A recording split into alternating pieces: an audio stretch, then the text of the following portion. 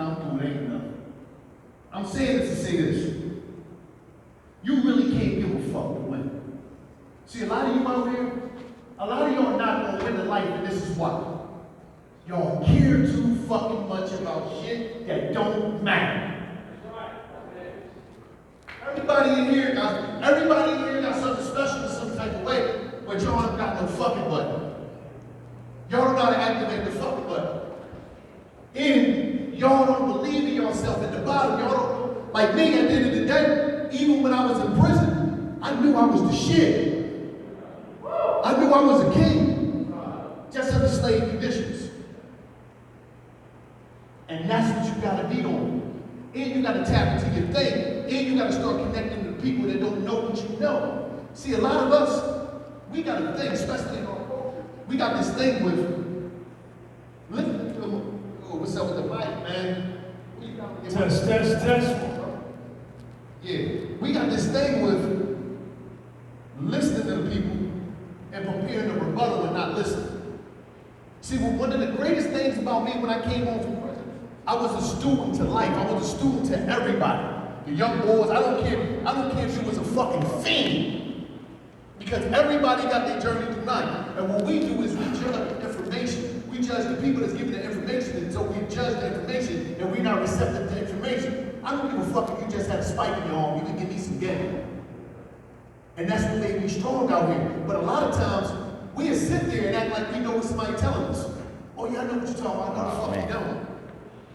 So we gotta start being receptive and open to what's going on out here in order to fucking win. Everything I did, it wasn't that I went to college. I did go to college. I ain't go to jail. I went to Yale. I ain't go to prison. I went to Princeton. I ain't go to the state pen. I went to Penn State. My fault. I did. But at the end of the day, everything that I learned, it came from me just pulling the fucking trigger. It came from me pulling the trigger. You got the world in your fucking pocket. What you gonna do with it? Everybody got the same bank account right here. When you gonna go get your money? Think about that. When you gonna go get your money? I cash out every motherfucking day on mine. These motherfuckers gave us the world in our pocket. When you gonna connect with it? And I'm gonna tell you my introduction to this. When I was in the yard, I remember this young boy told me about Google one day.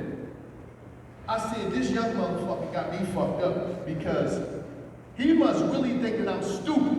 He said, wow, you can type your name in here and stuff will pop up. I've been in jail for years, so I'm on dinosaur time. I don't know nothing about this fucking technology shit.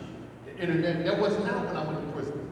So when he tell me this, I'm listening to him, but I ain't paying no attention, so I had the book of life. Some of y'all know about the book of life. Y'all see it on Instagram. So I write my shit down in there. Bang, I write it down. So I wrote Google, YouTube, stuff I wrote down. So my homie came into my cell one day with an iPod Touch and a wireless hotspot. He passed it to me. He said, here, wow. So I'm like, yo. And it had the Google icon on it and all this shit. I'm like, oh shit, I read about it. I mean, dude told me about it. I got it in my book. I hit it. I typed my name, my real name, my government name. And first of all, I was a little shocked because when I'm on an iPod and I type my name, the words, the letters popping up. So I'm like, damn, this shit's scary. So when I typed my name in, and my shit popped up, I dropped that joint. I thought the feds was watching me. I was scared to death. On some real shit. Because I'm like, how the fuck can they know all this? How you can use this? And so all this stuff that I had written down, I started Googling. I started going on YouTube looking at tutorials in my cell. So then I went to Instagram, I started looking at Instagram. I set up an Instagram. Wallow 267 started in prison, my Instagram. The 267 come from my prison number, DG267. So I started it in my cell. And greatest Ford penitentiary. So I'm in there, I'm looking at Instagram. So I'm looking at everybody celebrating nothing on that motherfucker. And what I peeped was, everybody that I knew, they wasn't taking advantage of this motherfucking technology. I said, these motherfuckers is playing. It's wide open for me when I get out. And then, if you ever go up to my page, I started, in there I was marketing people, clothing lines, shows, whatever I knew from people from my city, from Philly. I was doing that shit for myself. You go all the way up to when I was in prison. So I'm doing this shit, and now I'm looking at the post. This is how I really started my shit.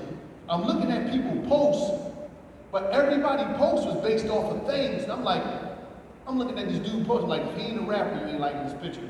If he ain't an athlete, you don't care about him. If she ain't butt naked, you don't give a fuck about him. I knew it wasn't no place for the regular human being that just was on some regular human shit. That was dressing regular, that was what's his name. So I said, damn, I got a battle with this dude with a fucking neck full of jewelry. I got a battle with Joe Shorty with her cheeks out. I got a battle with this fucking rapper. Because I paid attention. And I understood, one thing I understood was, what was real important to me, attention span. I knew the attention span was shorter than human, like 6 seconds. I said, I got the ass, okay, cool. So when I come home, I'm like, this is gonna be a cakewalk. And the reason it was gonna be a cakewalk, because everybody specialized in magic. Everybody was an illusionist on Instagram. Everybody specialized in, because you know what, we live in a place where though, nobody like themselves. They gotta create an illusion of themselves because they're not comfortable. Nobody fuck with themselves. Nobody like themselves out there. That's one thing that I realized. I said, okay, bet, I got these motherfuckers. Because I'm gonna tell you something. I love some fucking me.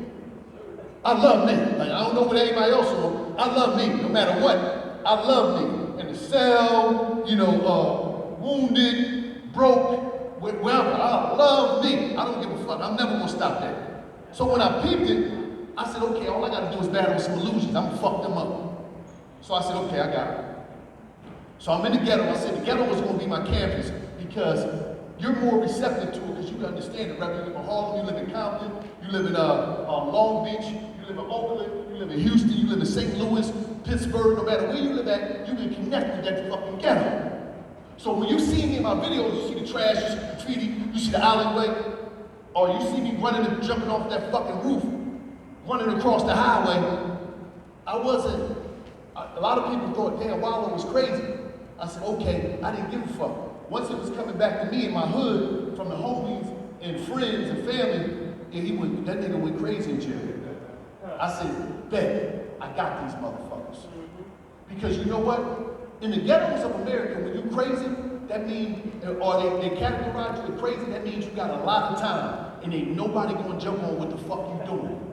They gonna leave you the fuck alone. They're gonna leave you alone. They are, he crazy. Because everybody gonna be like, this motherfucker dreaming too big, or he trying to do too much. That's what they gonna tell you. So now, I'm jumping off of fucking roofs, I'm running across the highways, there's 18-wheelers coming. They don't understand why, because I'm laying on the ground with ketchup on my head. Oh, this nigga crazy. No. My job is to make you do 3 things. Think, laugh, and cry. Because if I can make you think, laugh, and cry, I can get this message to you. That's all I'm trying to do.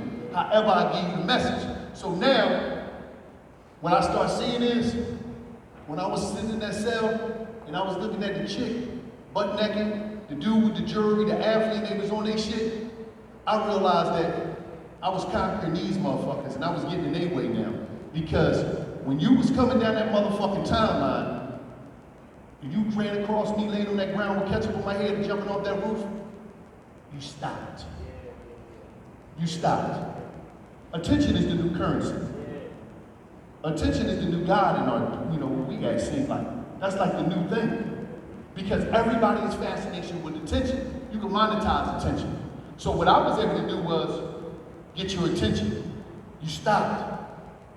Because I had to figure out if I was doing anything else, I wouldn't have been able to give you all the information because I got a battle with a dude with a fucking ton of jewelry on his neck. I got a battle with false success. So I'm here today because of y'all, and y'all believed in me, and I believed in myself. Because I was brave enough to do it, being called crazy.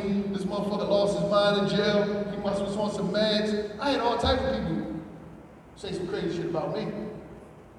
But first they say that stuff about me, and then they, when the things come down, they want to borrow some money.